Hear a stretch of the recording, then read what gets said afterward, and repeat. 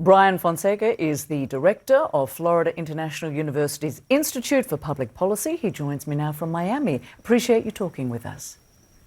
No, thanks for having me. So as the US pressure campaign on Venezuela intensifies, the US military has struck another alleged drug boat in the eastern Pacific Ocean, killing one person, while still actively pursuing an oil tanker near Venezuela. And President Trump is again warning the country's president to step down. Is this about drug trafficking, regime change, or oil? What's the real mission here? I think it's probably about all of the above. I mean, first and foremost, yes, it is about regime change. The White House is hoping that the pressure that it's mounting with the flexing of U.S. military off the coast is going to be enough to create a fracture within Venezuela that will ultimately see the ousting of Maduro from power. But it is also about drug trafficking. I think, again, despite the fact that not a whole lot of the narcotics that flow into the United States come to the Caribbean, the region that the United States is conducting these strikes offers a relatively low barrier of entry to use the military in targeting drug trafficking with lethality. Imagine doing something like this in Mexico or in Central America. And so I think the United States is seizing on the opportunity that it can do both pursue drug trafficking as well as put pressure on Maduro in the hopes it can get to regime change. And it's also about oil and sending messages to American rivals like Russia, China, and Iran, who operate fairly liberally in places like Venezuela. And President Trump claims that the US has rights to Venezuela's oil sector. Does it? Yeah, I mean, the president does have a point. It was Hugo Chavez that expropriated American assets when he was in power prior to Maduro. So he took a lot of American assets that U.S. companies had on the ground and expropriated those for the state. And in fact, U.S. involvement in Venezuelan oil production dates almost back to a full century.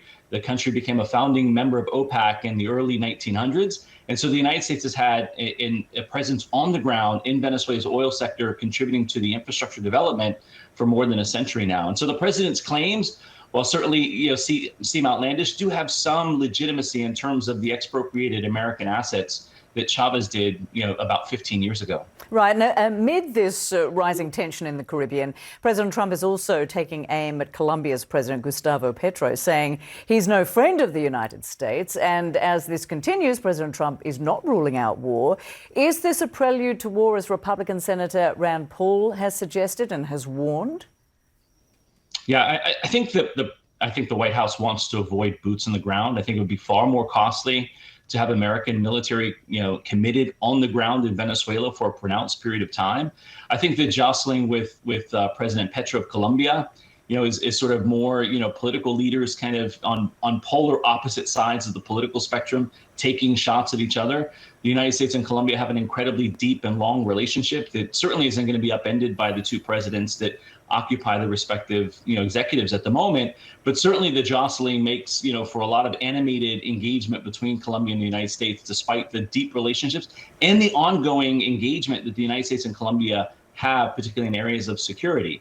That said, again, I don't think that all of this is a prelude to a land invasion, but again, the United States is putting itself in a position that if it continues to at least acknowledge that regime change is the end game, then it has to go all the way. Coming home short of regime change means the White House will come home with mud on its face. Okay, so if this is regime change in Venezuela, what would that look like?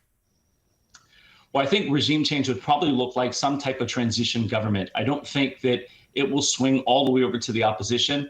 At least I don't think that's the best thing to do, because a lot of the governing institutions are still under the control of the regime and sort of those loyal to the regime.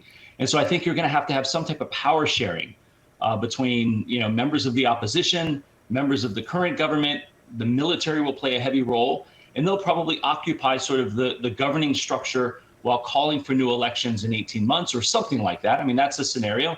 There's certainly a few other scenarios, but I think that's probably the most likely, is that you have a fracture within, then you have some type of power sharing that goes on for about 18 months until you can hold new democratic elections and have a democratically elected president for Venezuela. And under that model, does Maduro leave voluntarily? I don't know if it's ever going to be voluntarily. I think that, again, he's in survival mode right now. And there's a saying in Latin America that dictators either go into exile, into jail, or into the ground.